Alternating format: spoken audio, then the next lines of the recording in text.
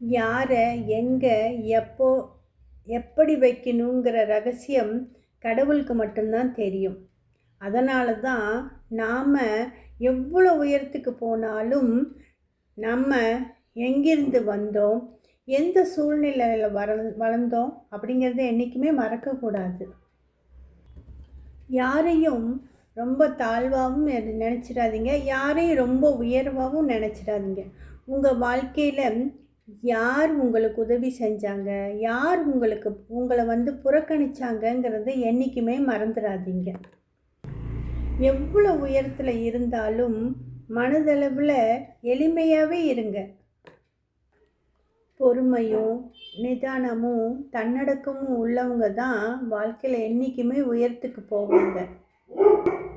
ஒருத்தரோட ஆணவம், தற்பெருமை, பொறாமை என்றைக்குமே அவங்கள வாழ்க்கையில் உயரத்துக்கு கொண்டு போகாது.